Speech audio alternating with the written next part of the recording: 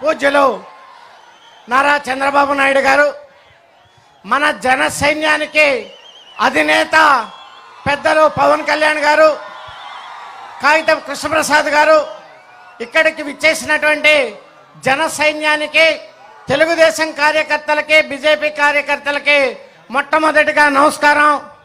మరి ఈరోజు ఈ రాష్ట్రంలో ఉన్నటువంటి జగన్మోహన్ రెడ్డి గారి యొక్క పరిపాలన చూస్తూ ఉన్నాం.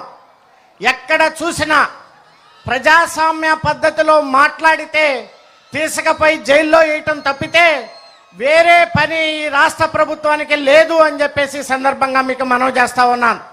ఈ పెడన నియోజకవర్గంలో గత 5 సంవత్సరాల నుంచి ఎన్నో సమస్యలతోటి కొట్టుమిట్లాడుతూ ఉంది. ఇక్కడ రైతాంగం పూర్తిగా వరి మీద ఆధారపడేటువంటి రైతాంగం. నీళ్లుంటే 2 పంటలు కూడా వరి పండించుకోవటానికి ఆస్కారం ఉన్నటువంటి ప్రాంతం ఈ పెడన నియోజకవర్గంలో, ముఖ్యంగా బంటిమల్లి ప్రాంతంలో ఉన్నటువంటి ప్రాంతం.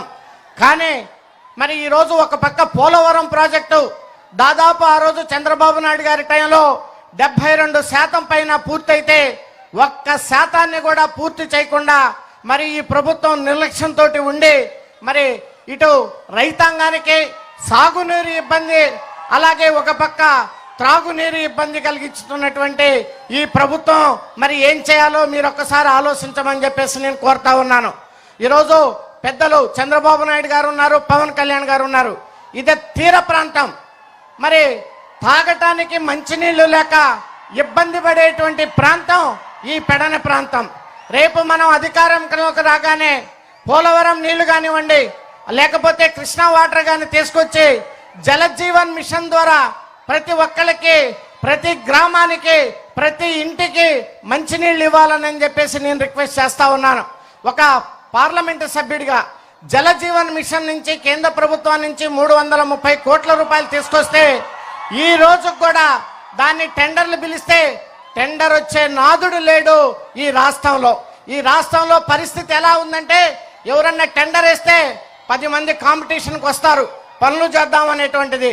కానీ డబ్బులు రావని కేంద్ర ప్రభుత్వం నిధులతో పాటు వీళ్ళు ఇవ్వాల్సినటువంటి వాటా ఇవ్వకపోవటంతో వల్ల ఒక్కరు కూడా టెండర్లు వేసేటువంటి పరిస్థితి లేరు. చేనేత కార్మికులు అనేక మంది ఉంటారు.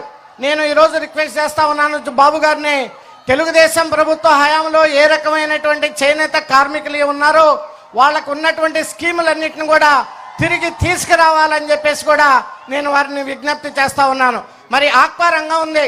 ఆక్వా రంగంలో అనేక మంది చేపల చెరువులు, రొయ్యల చెరువులు ఉన్నటువంటిది. ఈరోజు పవర్ ఛార్జెస్ వాళ్ళకి దాదాపు 6 రూపాయలు 7 రూపాయలు ఇవ్వటం వల్ల వాళ్ళు నష్టాల్లో మునిగిపోయి వాళ్ళ పరిస్థితి దారుణంగా ఉంది. ఏదైతే మేనిఫెస్టోలో పెట్టారో దాన్ని తప్పకుండా ఆచరించి ₹1.5-2 పవర్ ఛార్జెస్ ఇవ్వటంగా ఆక్వా రంగంలో, ఆక్వా రైతుల్లో వెలుగు నింపాలని చెప్పేసి సందర్భంగా మీకు మనవి చేస్తా ఉన్నాను. మీ అందరికీ తెలుసు, కౌలు రైతులు ఇబ్బంది పడుతుంటే మా పార్టీ అధ్యక్షులు పవన్ కళ్యాణ్ గారు ప్రతి కౌలు రైతుని సొంత డబ్బులతోటి ఆదుకున్నటువంటి వ్యక్తి పవన్ కళ్యాణ్ గారు. రాజకీయ నాయకుడు అంటే ఆ రకంగా ఉండాలి. మట్టిని గురించి ఆలోచించటమో, ఇసుకని గురించి ఆలోచించటమో మరి ముఖ్యమంత్రులు చేస్తే సామాన్య ప్రజల పరిస్థితి ఏమవుతుందో అనేటువంటి విషయాన్ని ఈ సందర్భంగా నేను అడుగుతా ఉన్నాను.